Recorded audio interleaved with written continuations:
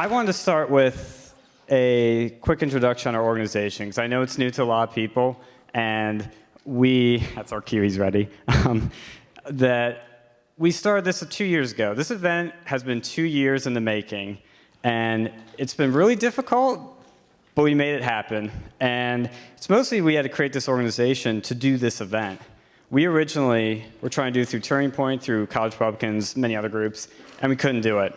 They wouldn't let us. So we realized that we gotta make our own club, gotta make our own organization. I founded it in 2020, and now we have a president, treasurer taking up the reins. And now we're here doing an event that nobody else could do, can do, we're allowed to do, and it's happening at Penn State. Isn't this exciting?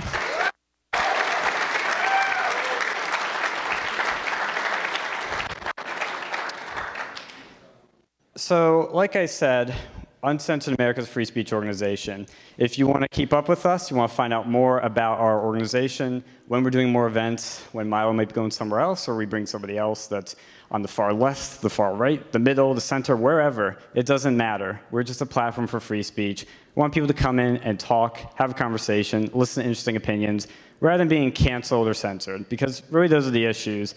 It's not government censorship, really that's the biggest problem right now. It's big tech companies, big monopolies, big business, and your so-called friends at work. They'll post your name on Twitter, get you doxxed, and get you fired tomorrow, all because you like the wrong image, all because you like the wrong opinion, or because you want to attend a Milo event.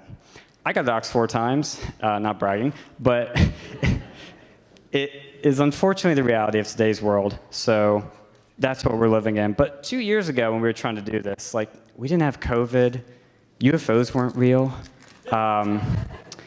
gas was cheaper. Like, it was a totally different time, and everything's gotten worse with free speech. I was still a student. Milo was still gay. He laughed at that one.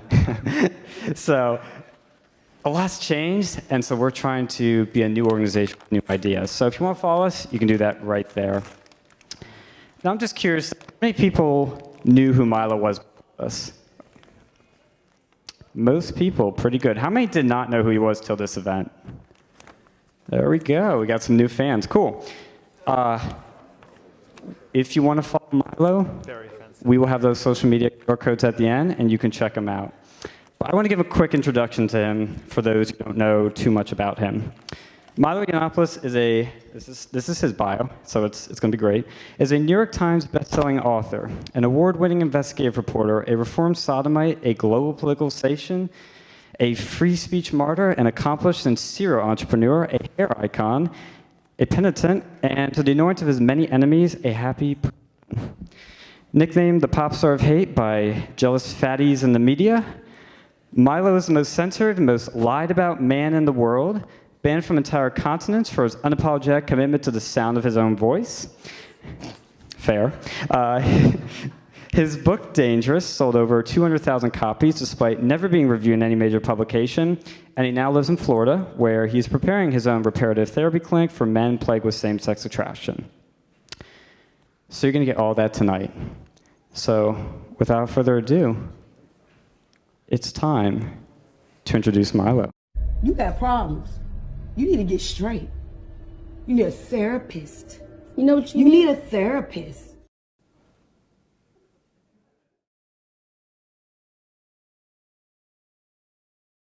Milo Yiannopoulos, everyone.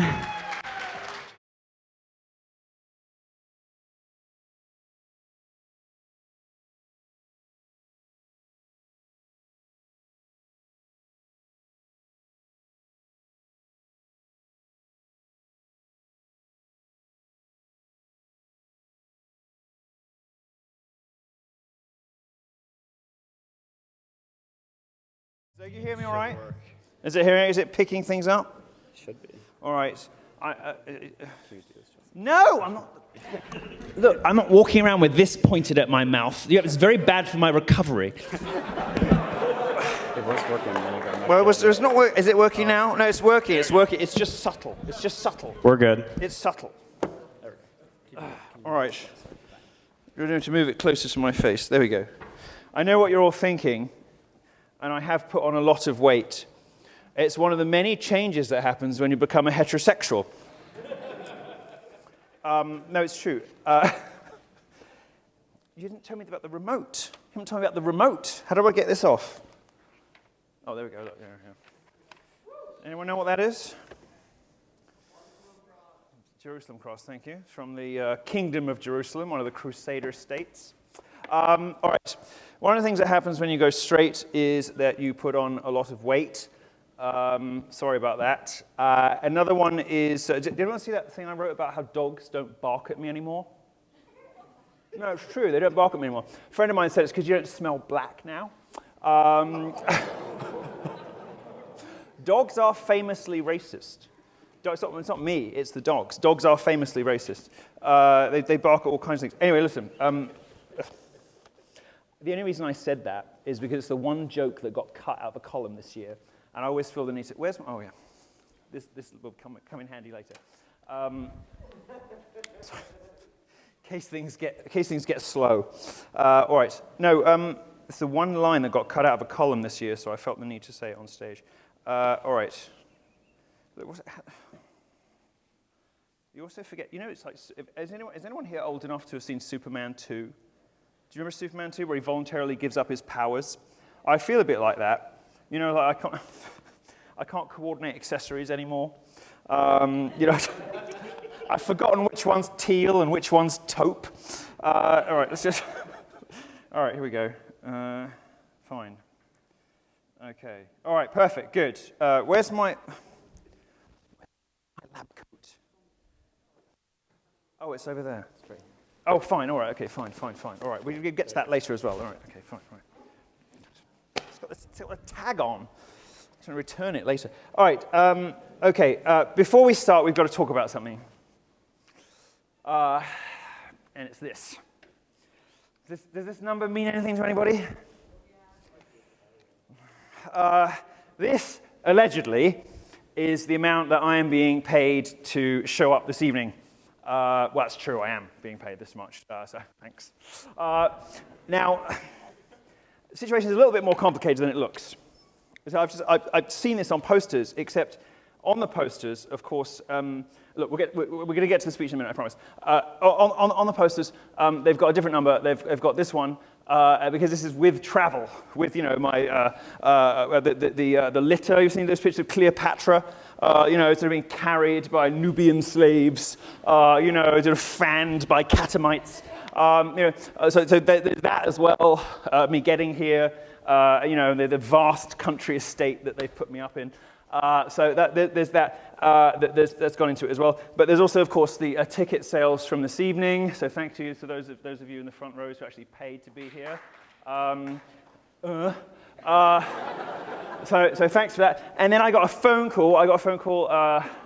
When is it? I got a phone call 3 days ago. 3 days ago, a phone call. And 3 days ago, I got a phone call. And I said, I can't be there at your Penn State thing, but it sounds amazing, and I really support you.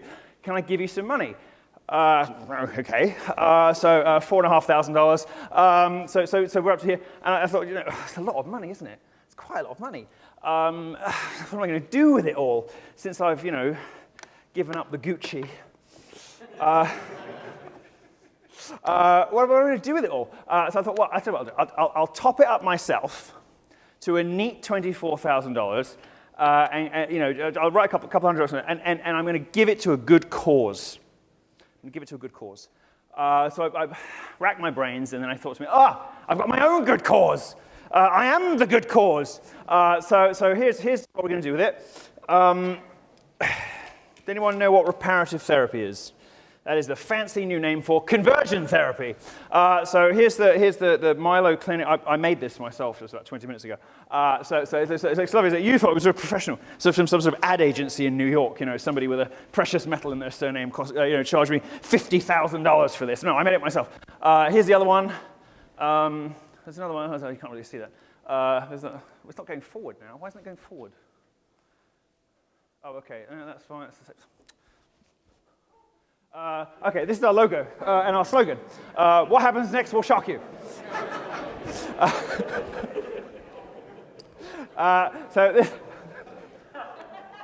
Thank you. So this is a conversion therapy clinic in Florida, opening in Florida, and we will be offering electroshock treatment.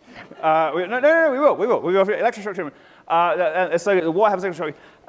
Now, I need this money because I've got to hire one of those expensive ad agencies to come up with a better logo and a better slogan, because that's the best, really, that I came up with. I also came up with, if you like the cock, you get the shock. It was suggested that that might not fly. People get very uptight. I'm expecting most of our clients to be, eldest born of evangelical pastors. So they don't like profanity. It's a very uptight country, this one. So that one didn't work. What was the other one I came up with? Have you hit rock bottom? Most of you won't get that. But anyway, the other one was just a lightning bolt, and then I thought, no, they're going to think I've appropriated Harry Potter.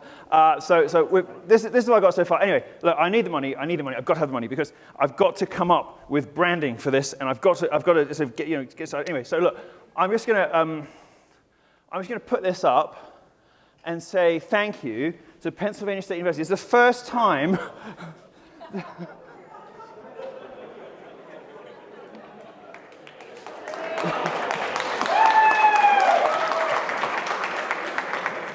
I'm relatively sure this is the first time in at least half a century that a publicly funded university has directly poured money into the coffers of evil Catholic conversion therapists. So there we go. Thank you to the trustees, the executors, the whatever stupid, pompous name you call yourself. Thank you very much to the people who run this university for, in total, donating 24,000 of your wonderful US dollars to the Milo Clinic. How wonderful, how wonderful. All right. Now, I'm going to get to the speech in a minute, I promise. I'm going to get to the speech in a minute, but I want to tell you first about some things that happened before I got here.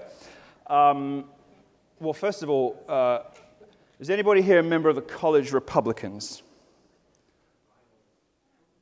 Oh, you. Could you leave? Anybody else? Yeah, you go. You're as well. So, what? I brought you here. Well, then you shouldn't be a member of the College Republicans. All right. Okay. Useless, disgusting, degenerate fags. No, really revolting. I mean, I've done some disgusting things to myself, but nothing quite as disgusting as joining the College Republicans.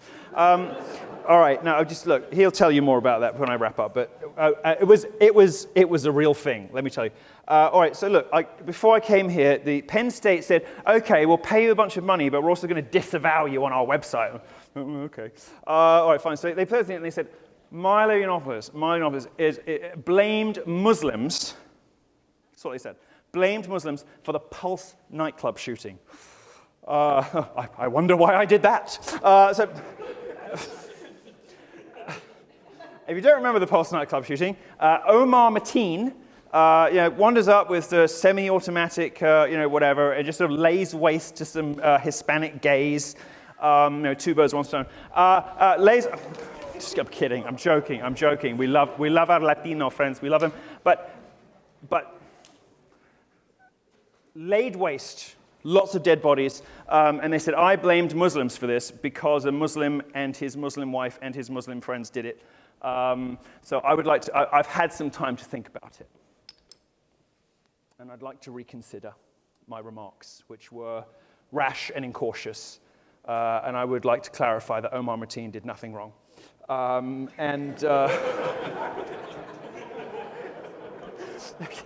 There we go. We're off to a good start. Okay. All right. I mean, what else do they want? What do they want from me? Okay. Student protests. They've been quite disappointing. I was disavowed. I'm just reading this. I was disavowed by a drag club called Opulence. Disavowed by a cancer charity for some reason. I mean, Lord knows why. Disavowed by assorted faggots, degenerates, jealous fatties, and single mothers. Dredging up stuff from when I was straight. Excuse me, when I was gay. Sorry. Just trying to get it right in my head.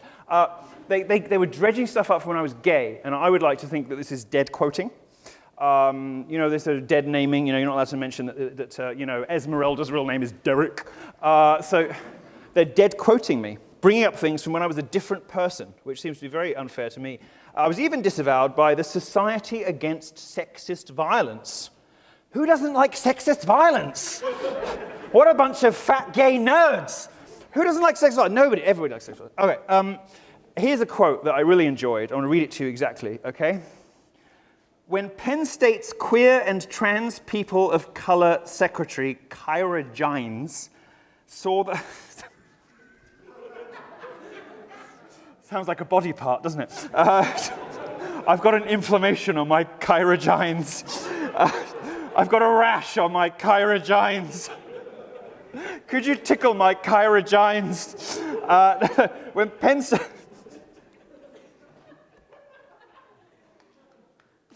Penn State's queer and trans people of color secretary, Kyra Gines, saw the posters for the first time, she said she thought the event was a performance or a satirical act with theatrically homophobic characters.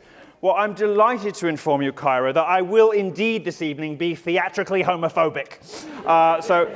You look forward to some more of that. All right. You know, since I've gone straight, since I've no longer been engaging in that thing that I don't do anymore, there are sort of jokes that I can't really tell anymore in the interests of propriety. In the interests of you know, trying to, I mean, I have a very foul mouth. It's my biggest struggle as a Christian, is my foul mouth. And sometimes things tumble out of my mouth that make, you know, my fellow Christians go, ugh. People say, is this conversion, is this whole thing real? Because if it was, you wouldn't put the F word quite so close to the name of our Lord. But I have a foul mouth and I struggle with it, I do. And there are jokes I can't tell anymore. For instance, I can't say anymore that now I'm straight, I've finally gotten in touch with the man inside me. Thank you. I can't say that before conversion therapy I couldn't even lick a stamp.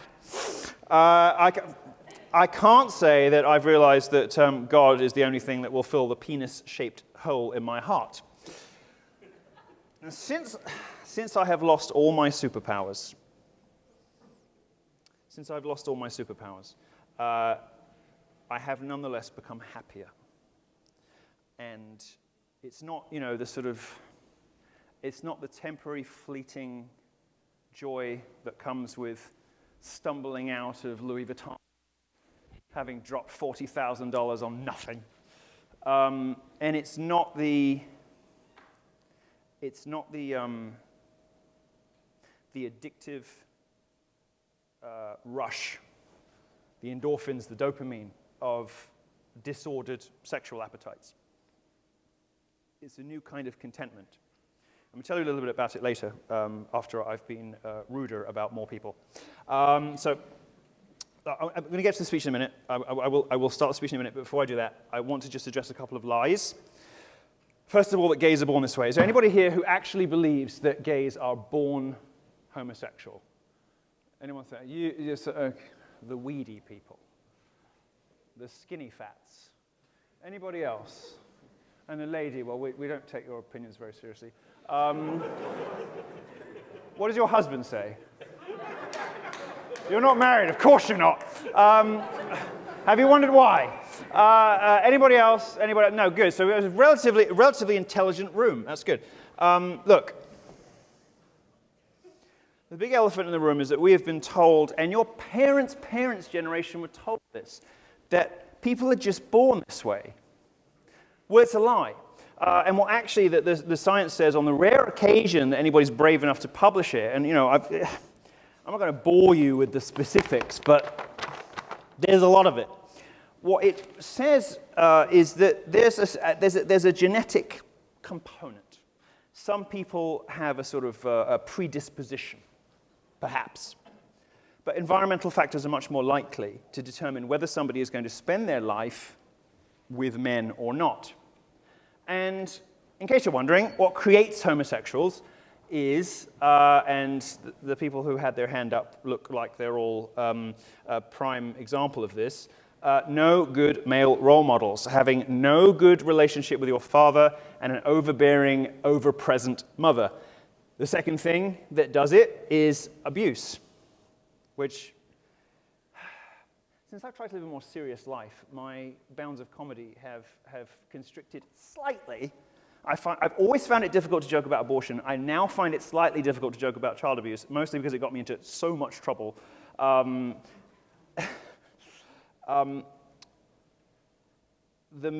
thing that gays have in common is not ethnic, racial, whatever. It's very specific. It's a childhood in which they fail to forge meaningful and sustained platonic bonds with other men, especially men their own age and especially their father. And the other thing is that they were abused. So this whole thing about, you know, gays being born this way, if you read without your political goggles on, you will find that the environmental factors about, you know, when it comes to homosexuality are perhaps 10%. Perhaps 10%. And really, it's got a lot more to do with what happens to you in formative years, in those early formative years. And I can certainly attest to that. My dad, as I think some people know if they've watched a lot of my stuff, was basically, he just died recently, so I can badmouth him all I like. He was basically a thug, a gangster.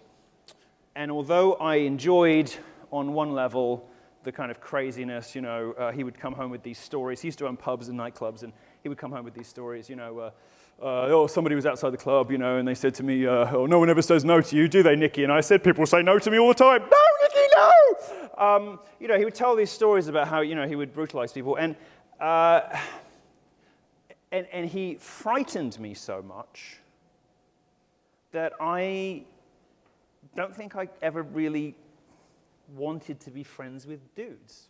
Because I thought, well, if that's what men are like, I think I'd just like to have some sort of transactional, transitory, temporary relationship with them where they notice me, but then I don't really have to be around them too much. And it eventually, along with some experiences with a Catholic priest, became a sexuality. It's quite a relief now, not having to be gay in public, all that sort of parading and prancing and nonsense.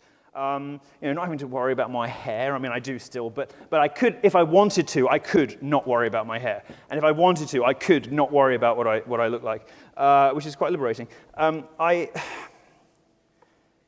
If there's one thing I want you to take away from this, we're going to start the speech in a minute, I will, but if there's one thing I want you to take away from tonight, it's that everything you've been told on this subject is a lie, and you have been lied to about this for decades. And if you can think to yourself, even if you're in the room and you're, you know, one of the liberals who's, you know, got some incredibly lame thing planned for about 5 minutes' time, if you're one of those people, just ask yourself, look, can you honestly, truthfully say that, cast your mind back to 2016, that the Republican candidate, Trump, was not so routinely and elaborately and extraordinarily lied about by the press, even though you acknowledge the press is basically on your side and they're your guys, you must still acknowledge that most of what they said about the Republican candidate was just not true. The first real, I would say, in the last 50 years, the most widespread, coordinated example of that, the first one was conversion therapy in the 80s and 90s. And the reason that it was so, was identified as being so poisonous and damaging and murderous, which it isn't, the reason this happened is that homosexuals represent a threat to the basic building block of civilization, which is the family. And if men are encouraged, instead of having a wife and having kids and struggling with their urges privately and living as they should in shame, that wasn't a joke.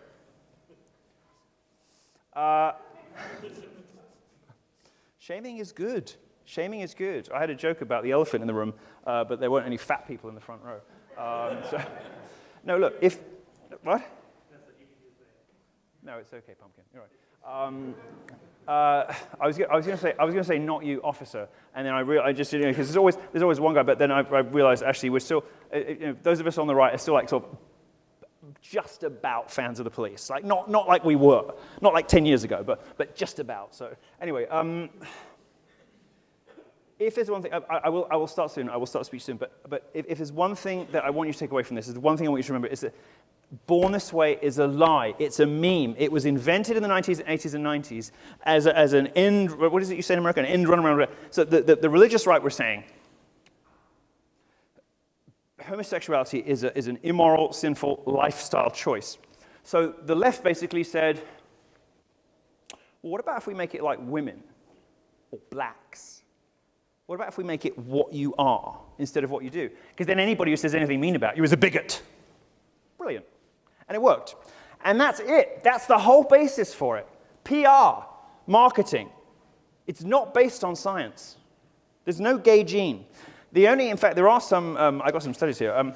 The only thing that you can say about homosexuality is that it often coincides with mental illness, that gays are crazy. Because some of the genes that seem to pop up in homosexuals also pop up in crazy people. And gays aren't crazy because you bully them. You should keep doing that. We need it. They need it. Sorry, it's a process. You should keep doing it. Gays aren't crazy. I mean, there are people that act outside, you know, all this sort of stuff. I can't even do it convincingly anymore, can I? Listen, listen. Gays don't act mental because you're a bigot. They act mental because they're mental. And if you look at it, it's not me saying this, it's not me saying this, it's studies, it's science. Look, I've got a highlighter pen. Look, the Mental Health Foundation and the CDC, they both say LGBT plus individuals, that's how you know I'm not reading from a conservative source, you see. LGBT plus individuals experience depression, 3 in 5 experience anxiety. Of those between the ages of 18 and 24, 1 in 8 have tried to kill themselves. They're crazy! Gay and bisexual men are more likely to have major depression, bipolar disorder, generalized anxiety disorder. Homosexuals in general have lower mental health, not because you're mean to them, but because they know on some level that something is not right. And we live in a society that tells them that the thing that's killing them is the thing that will save them. And that is crazy. It's cruel. It's evil. It's demented. To use the language of my new life, it is demonic. To tell people that the thing that is killing them is the thing that will save them is so unutterably and jaw-droppingly sociopathic. But that is what is happening. Now, before I get to the speech, I'll get to it in a minute. They say there's no link between gays and pedophiles. Who believes that in the room? Who thinks there is no connection whatsoever between homosexuals and kiddie diddlers? Kid diddlers. Okay, a few more than the last one, but still not very many. What are you doing? What is this?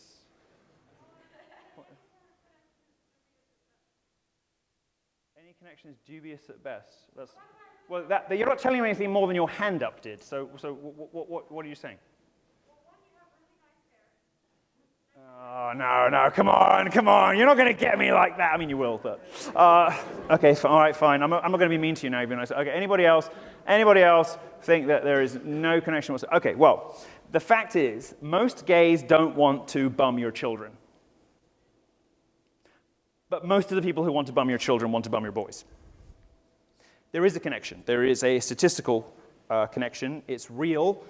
It's not a causal link per se, but many of the same kinds of dysfunctions and disorders that, and we don't know this because the stuff is, there's nothing definitive on this really, but many of the early life patterns that we see in homosexuals, in people who have sex with men later, pop up in pedophiles too. And guess what? They're also more prone to all the same kinds of mental shortcomings. They also live lives full of prostitution and disease and drugs and obsessive-compulsive behaviors, all of the same kinds of habits. So we can't definitively yet that they are different sides of the same kind of dysfunction. But if we are honest with ourselves, that is what it looks like. That's what it looks like. So it's a lie. It's another lie. It's a lie to say there's no connection, primarily because we don't know, but mostly because, if we had to guess, there is indeed. Another lie, before I start the speech, another lie. Conversion therapy doesn't work. All right, I said I wasn't going to bore you with studies, but this hopped onto my desk recently. October 2021. Couldn't be fresher. Couldn't be fresher for you, okay? A new landmark peer-reviewed study in a major journal. Here's what it says. Sexual attraction fluidity exploration in therapy significantly decreases unwanted sexual behaviors while improving psychological well-being. What does that mean? Conversion therapy makes people less gay and less crazy. Researchers examined 75 adult males who reported same-sex attractions and wished to explore their sexual attraction fluidity. Meaning, can I find out what the root causes of this behavior are, address them, deal with them, talk about them openly, and will my brain start to readjust and realign things as a result? And will I find men less hot? Well, the answer turns out to be yes. Yes. Participants worked with certified therapists using reintegrative therapy, which is just another word for conversion therapy, a treatment method that seeks to identify and resolve past traumatic memories of the kind I was talking to you about earlier. The study assessed the participants' sexual thoughts, feelings, and behaviors, all of which demonstrated changes. On average, participants demonstrated significant decreases in psychological distress, such as anxiety, depression, and suicidality. Conversion therapy stops people killing themselves. Somebody put a sticker on one of my posters. Did you see it? Conversion therapy kills kids. Name one. I can think of some of your stuff, guys, that kills kids. Transgenderism seems to kill a lot of kids. Significant increases in overall well-being. And here's a quote from a guy who went through this process. 30-year-old gay man. It was difficult to work through my memories, but after some time, I started noticing my attractions began to shift. It has been several months since I stopped my reintegrative therapy, and the changes I experienced have remained. The guy's out of therapy, and he's still less gay. My attractions to other men have decreased significantly, and my attractions to women have begun and increased. Amazing. How is any of this possible if people are born gay? Of course it isn't. And we don't know everything, but we know enough to know that anybody telling you with any certainty whatsoever that people are born gay is lying to you because they cannot know this. All right, now before I start, one last thing. Kids with gay parents come out fine. Who thinks that you can be raised by two dads and end up okay? Oh. Are likely to. All right. All right, thank you. Thank you. Persnickety in row 2. Okay. I should be nice to you because you paid to be here. Not you again. All right, it's a relatively sensible room. Okay, different question. Who thinks you can be raised by two lesbians and be okay? No. Absolutely nobody. You're right. So if you think the products of single mothers are bad, imagine two single moms. It's actually, technically, it's more like single mom cubed. Single mom to the power of single mom to the power of single mom. Anybody remember that case where two Californian lesbians adopted like 6 black kids and then just drove them all off a cliff in a Subaru? Remember that? It wasn't actually a Subaru, but you know. Thank you. This is the life you can expect if you are raised by lesbians. There's a horrible video of one of their little, lovely little chocolate-colored children weeping at some hippie music festival. You know, the guys in this sort of hemp stuff.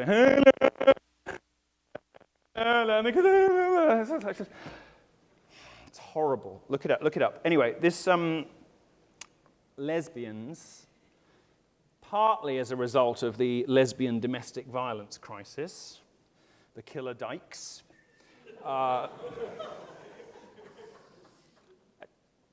I didn't even write that headline. That's one of my favorite headlines. It was for Breitbart in 2015, Attack of the Killer Dykes. And so it's okay, it was nice to work for a publication where, because normally when you're a journalist, your editors will water everything down, take out the good jokes. Someone took out that joke about, the dogs, so I had to say it today. They'll take out all the good jokes. At Breitbart, I had to call up and say, mate, that's a bit much. Anyway, so you can look it up. It's called Attack of the Killer Dykes. I wrote it but it's very sensible. I wrote it about 5 years ago, and it explains why so look, bottom line is, kids raised by gay parents are a complete mess. They are a car crash. They end up trying to kill themselves. They're depressed. They have all these kinds of personality disorders. Like, you would not believe. It is so bad, so bad. Pete Buttigieg.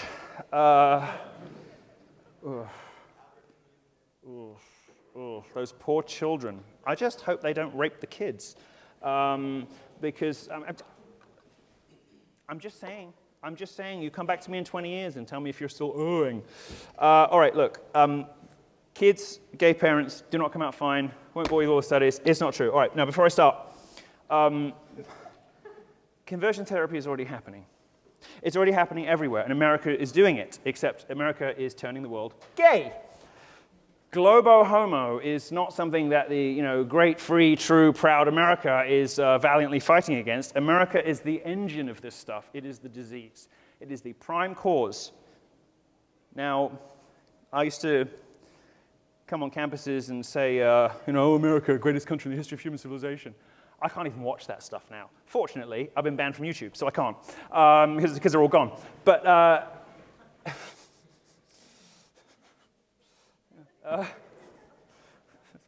$900 a month, I miss it. The thing is, the world, and this is a development that has occurred after I last saw you on campuses. It's been I think it's been 4 years since I spoke on campus before. The world has changed, and America has changed more than anything else since we put Trump in office. You're welcome, except he turned out to be a lazy, fat coward, vaccine-pushing coward. Sorry about that. The world has changed. America has changed the most. America is now... I listen to these evangelical preachers, the sort of fire and brimstone guys, sort of crazy anti-Semites in Florida. I used to think, like most of you, they're a bit mental, but they sound really, really bang on now, don't they? I did an interview with one of the Phelpses from the Westboro Baptist Church, and I was like, oh my God, I can't disagree with anything this woman is saying. What has happened to me? But it's not me. It's America. America is now the engine of this stuff. America, Africans will tell you they prefer to take aid from China because it doesn't come with all the gay strings attached. And they mean gay strings. They mean that America wants them to have gay pride parades in exchange for aid money. China just wants the cobalt. So America really is the problem, and conversion therapy is happening in the wrong direction. And the problem is not whether we're going to do conversion therapy or not. The problem is that we've got to reverse the trajectory. Because in a very real sense, the social changes that are happening in America are making you gay. They're creating homosexuals. Now, I know that there's some sort of over-egging of the pudding in the statistics when they say, oh, there are more LGBT people than ever before. It's all nonsense. But whether they say it's 5 or 10%, there is growth. And the reason there's growth is that people aren't born gay, they're made gay. And this is probably the gayest culture on the planet. America is the gayest country in the world. This is the country in which you are most likely to turn out a cum guzzler. Why? Sorry. Why? Because this culture is one that is dedicated to the destruction, dissolution, ridicule, and end of the nuclear family. That is what all of this culture does.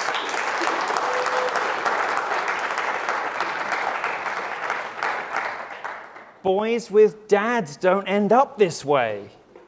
And if I'd had, a decent dad who was present and not mental, I might have ended up better. Maybe it's zero sum. Maybe as I get straighter, America gets gayer. Maybe the selfless thing would be to go back to Dick. All right, before I start, this event is called Pray the Gay Away. So I wonder if perhaps we should do a bit of that before I start. So I'm going to read you one of my favorite prayers. We're not going to get too God squad on you. No occultist rituals, don't worry. And I've got lots of other stuff. The origins of homosexuality, largely environmental, 2021. I mean, it's all here. But I won't bore you with all the names of studies because you won't remember and she won't believe me. So we're going to do what? Well, it's not up there anymore because this is much better. We're going to do what the event was named for, and if you would like to join me by Googling, this is the only opportunity that I will give you to give me any less than 100% of your attention. But if you would like to bring out your phone and pray along with me, you will be welcome to. It's called St. Patrick's Breastplate Prayer. It's a very, very beautiful prayer. It's St. Patrick, but lots of different kinds of Christians do pray it. I don't see many people disappearing into their phones. I'd like to see more of that. Talking about you in the red t-shirt, obstreperous. Yeah, okay, all right. It's called St. Patrick's Breastplate Prayer. Have a little look, and if you'd like to pray along with me, that would be lovely. But if not, that's okay. You can whisper under your breath. How about we actually try a little bit of that? Here it is. In the name of the Father, the Son, Holy Spirit. I arise today through a mighty strength, the invocation of the Trinity, through belief in the threeness, through confession of the oneness of the Creator of creation. I arise today through the strength of Christ's birth with his baptism, through the strength of his crucifixion with his burial, through the strength of his resurrection with his ascension, through the strength of his descent for the judgment of doom. I arise today through the strength of the love of cherubim, in the obedience of angels, in the service of archangels, in the hope of resurrection to meet with reward, in the prayers of patriarchs, in the predictions of prophets, in the preaching of apostles, in the faith of confessors, in the innocence of holy virgins, in the deeds of righteous men. I arise today through the strength of heaven.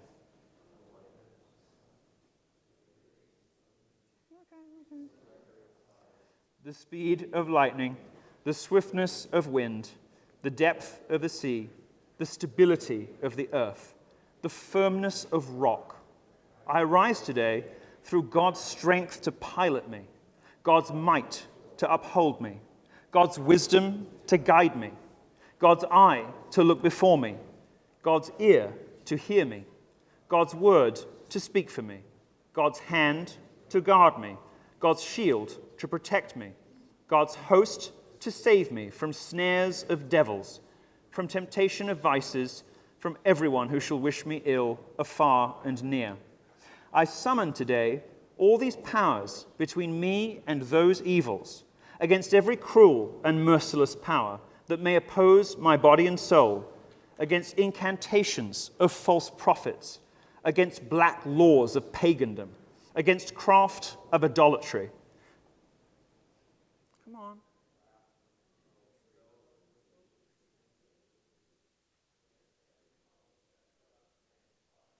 Saying this stuff out loud makes a difference, you know. Against poison, against burning, against drowning, against wounding, so there may come to me an abundance of reward. Christ with me, Christ before me, Christ behind me, Christ in me, Christ beneath me, Christ above me, Christ on my right, Christ on my left, Christ when I lie down, Christ when I sit down, Christ when I arise, Christ in the heart of every man who thinks of me, Christ in the mouth of everyone who speaks of me, Christ in every eye that sees me, Christ in every ear that hears me. I arise today through a mighty strength, the invocation of the Trinity, through belief in the threeness, through confession of the oneness of the Creator of creation. Amen. What a beautiful piece of literature. Isn't it a lovely piece of literature? It's absolutely wonderful. Now, I didn't get to the speech. I didn't have time. But since we have to be out soon, because this will shock you, you know, heterosexuality is a process, and I haven't quite mastered, being on time yet. I'm gonna try to take questions. I'm gonna try to be as fast as I possibly can and take as many questions as I can in the 20 minutes we have available. So thank you. That was it. Let's save time and just leap straight into questions. And since I've been rude to you, how about you get the first one? Can you yell and I'll repeat it? Oh, sure. She don't need no man.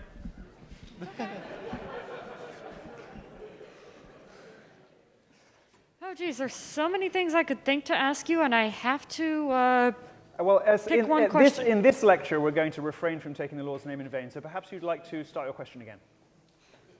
There's so many things I would like to ask you, Thank you. I just can't pick one. Okay, let's move on. Okay, all right. That was predictably impressive. Yep.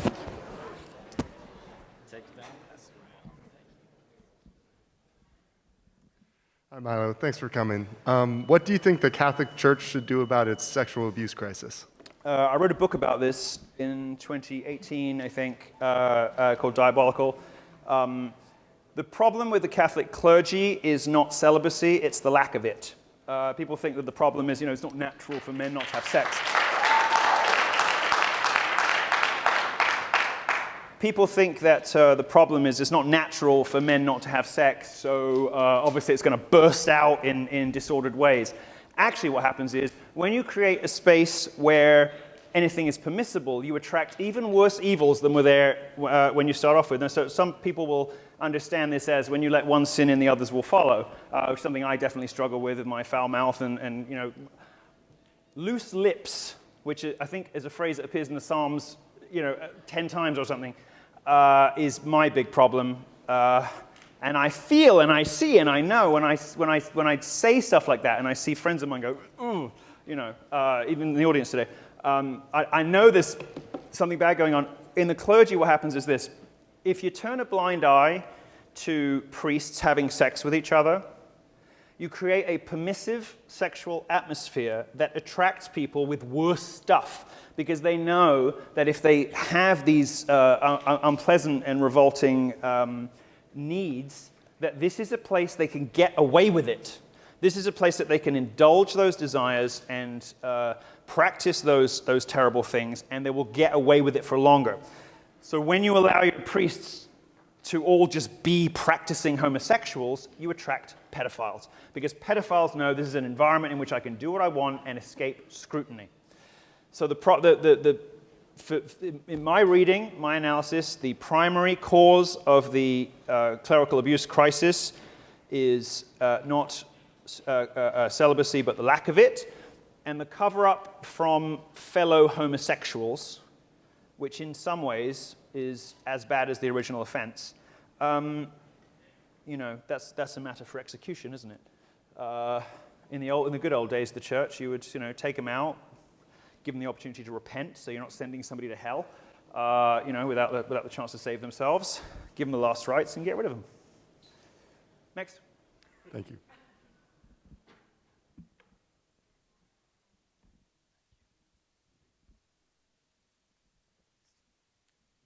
That is a hell of a finger. All right, on the strength of the I can't even do that with my hand. What were you doing? It was some kind of that was like a martial arts gesture. All right. Why would you have a cramped arm from 4 seconds of holding it aloft? I'm trying to prevent cramp from this. Hey. All right. That's funny. But I was going to ask you, well, now that you like women, what is your ideal woman? Who would you marry? That's sweet, but I'm not interested.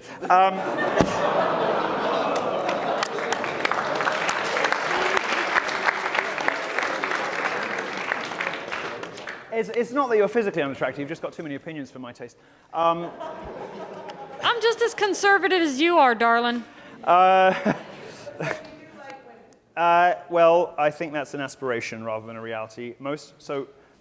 to tell you the real truth about it, everybody who sincerely goes through this kind of journey, everybody will experience some kind of improvement, but only 5 or 10%, and even the zealots will tell you only 5 or 10% will experience, like a complete full reversion of their sexual appetites. I'm not going to claim that's the case. Do you know what? I completely forgot something. Are there any homosexuals here? Are there any gays? Can I borrow you for a sec?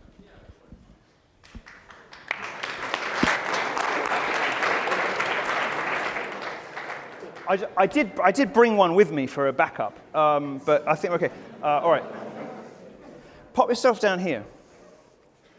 We're going to conduct an experiment. Pop yourself down there. All right, so the two, I've got a list of these, but so the two things really that have been proven to work, back in the day, well, I mean, they work to a point, but they're also just fun to do. One of them is electroshock therapy, which is difficult to do in this environment, and the other is chemical castration. So, can you roll up your sleeve for me? Completely forgot, I'm sorry. They went to all this trouble. All right, okay, so look. No, I'm just kidding. That's what they do in the Vax ads, isn't it? They just squirt it behind. No, but what I do have is an electroshock machine.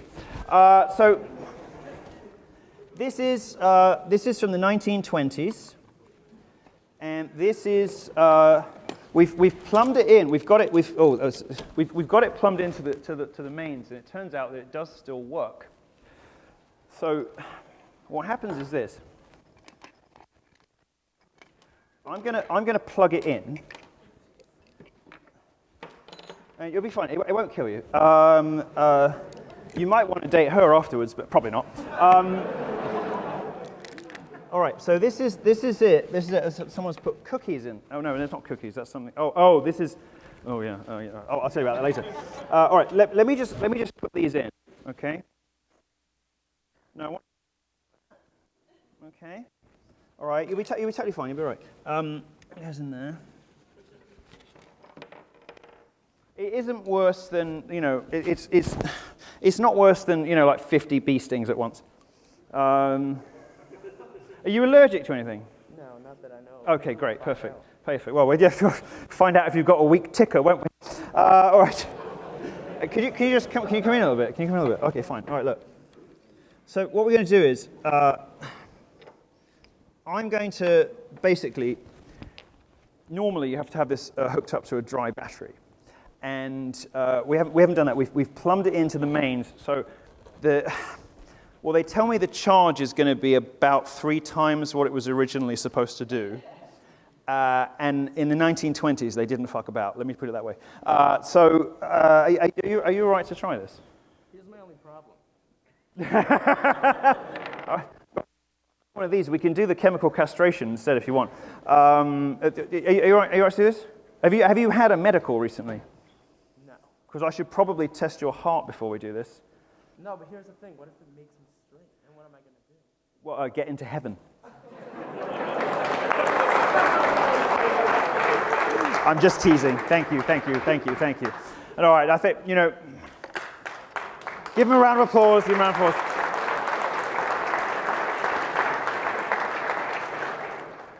Honestly, I've only tested it on myself, and it didn't really make that much of a difference, but then I'm not a licensed therapist. So we will be offering this, however, in Florida, so I very much hope that you will keep an eye out, and maybe I'll just do one, sorry, I forgot that, one question, this guy at the back, and then we'll wrap up.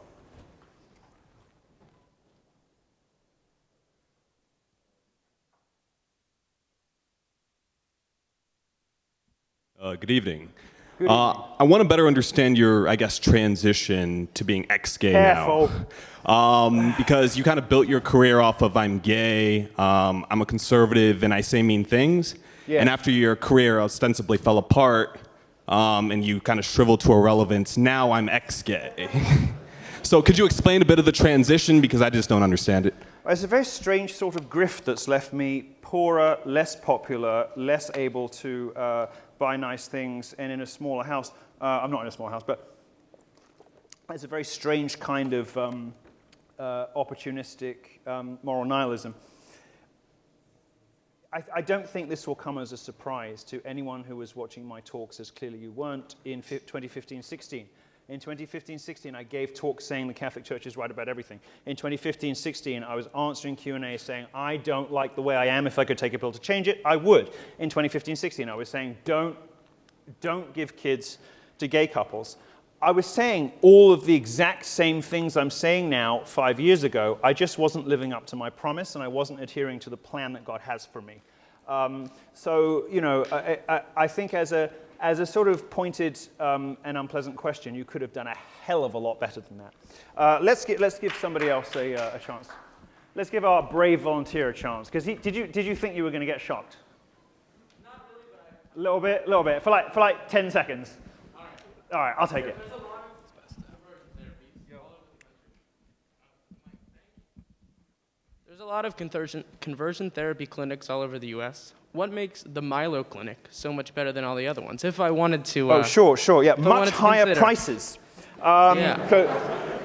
Much higher prices. We cost triple everywhere else because we're aimed, as I told you, at evangelical pastors and their children. Well, for instance, you know, those higher prices will buy a variety of very special extra services. For instance, the Lindsey Graham Memorial Sauna. We're thinking, you know, the Michelle Obama detransitioning room.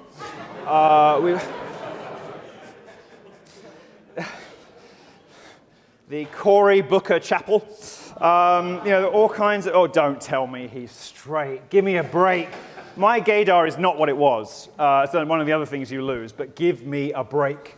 So all kinds of facilities that we'll offer that other places don't. And of course, we're in the only good state left in America, Florida. Imagine how bad a state your country has to be in, that Florida are the sane ones. They are the sane ones. Florida is the common sense heart of America. You imagine how fucked the rest of you are. All right, very, very quickly before we get physically thrown out. Sorry to make you keep running out. Because you seem a bit too keen. So how about you?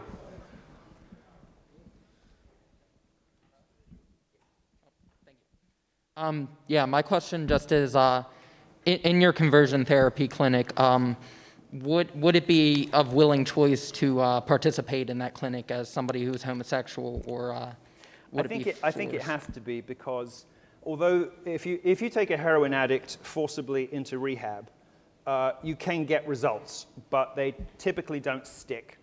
People relapse. People have to recognize that there is something about their life that they wish were better, were different, and they have to seek it. I don't ever anticipate, and I think I can probably say it will never happen, but I don't ever anticipate taking somebody who does not want to be there, because aside from anything else, it just wouldn't work.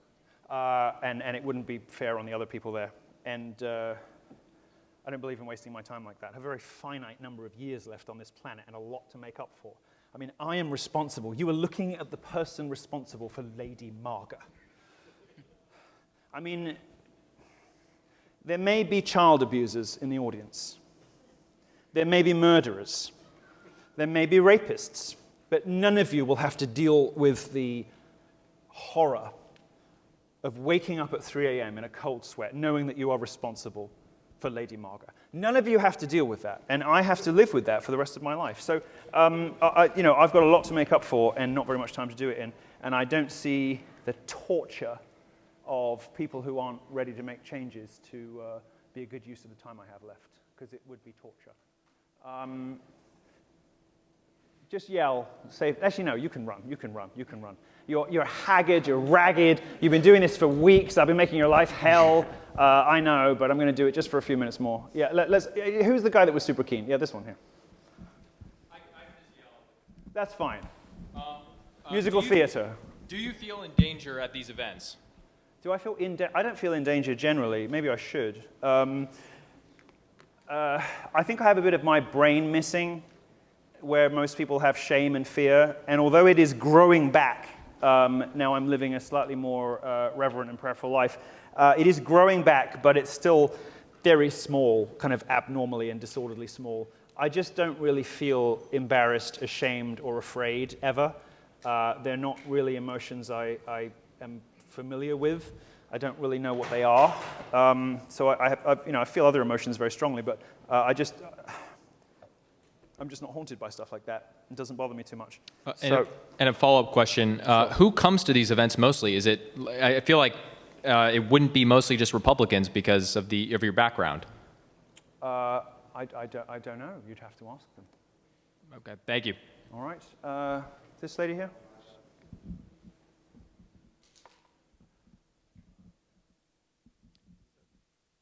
I think I'm quite universally popular. I'm sorry, I didn't mean to be rude. I wasn't. It was the hair. I'm sorry.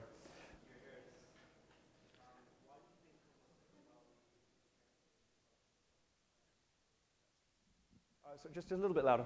Why do you think homosexuality is Do they look happy to you? Yes. They look happy to you in those pride parades, gyrating in underwear in front of 4-year-old children. Is that what happy, well-adjusted people do? They look happy to you, full of drugs and diseases, prostitution, living lives that are reckless and dangerous, and that's not just, my rabid right-wing bigotry. It's my life experience and what all the numbers say. The way that gays live, are these the behaviors that we associate with happy, well-adjusted people? Having dozens of transitory sexual partners, putting yourself in harm's way, almost as though you had some kind of desire to die. Are these the actions of happy, well-adjusted people? I look at homosexuals, I look at their pride, and I see shame. I look at the smiles on their faces, and I see deep, desperate, existential misery.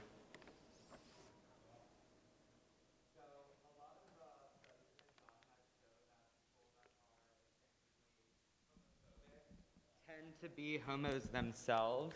They actually do studies, and they measure the girth of penises while they play gay porn on the screen, and it shows that the penis grows if you're homophobic. What is your opinion on that? Yeah, well, I would be one of those people. I think a lot of people in the room might be. I would be a homophobic person. I'm very homophobic. I was always homophobic, but I really, really hate them now. I mean, much of the reason I went straight is just so I didn't have to hang around gay people anymore. I mean, you've met them. Yes, queen. That's your whole personality, is it? I think that there are plenty of people. So here's the thing. Most people love their sins, right? Most people love the stuff that gets them into trouble. They love the stuff that's killing them. Drug addicts love their drugs. I think that there are some gay people who hate their disorder because they correctly recognize it as such. And if that manifests as homophobia, then they're doing two good things. Homophobes doing two good things. The first one is they are attacking the thing that's killing them. They are attacking their own shortcomings and their own sin. And the second of all is that they are participating in ruthless social shaming, which is the best way to get anyone to change anything. So I think that's double wins. So those people in those studies who have arousal when they see men having sex and describe themselves as homophobes, those people should be put into a high political office. Possibly they should be president.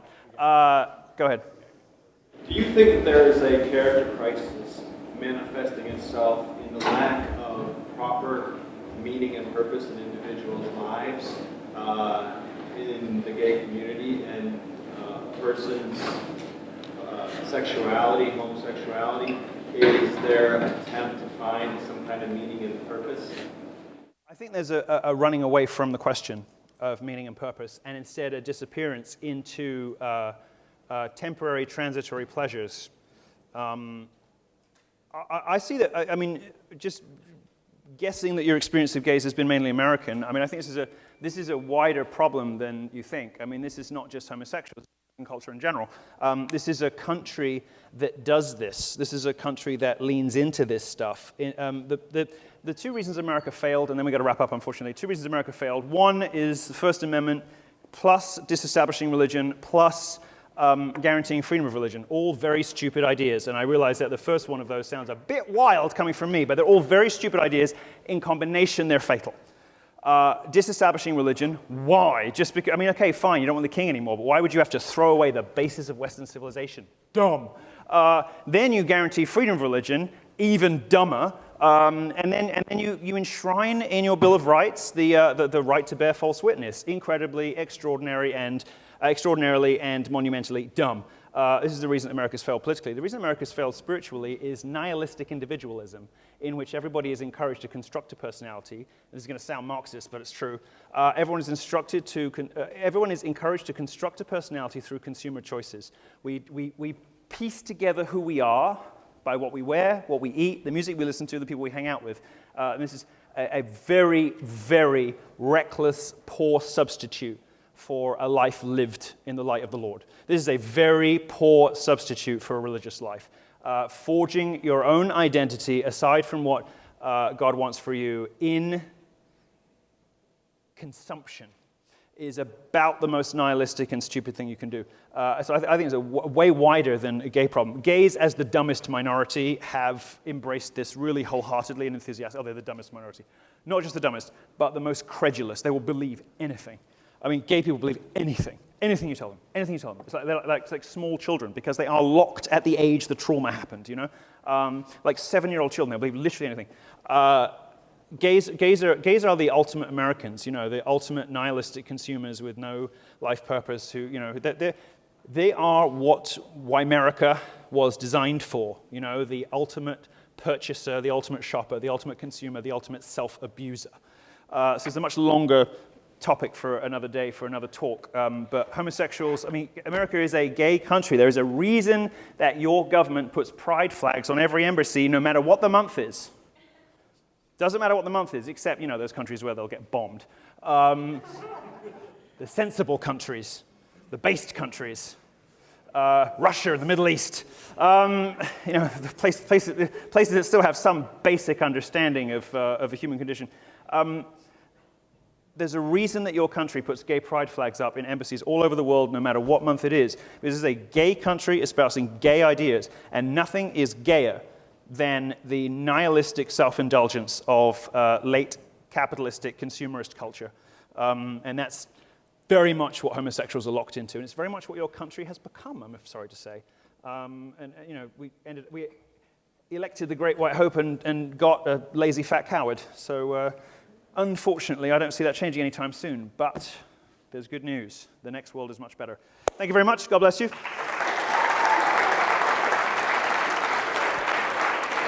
All right. Thank you. Thank you.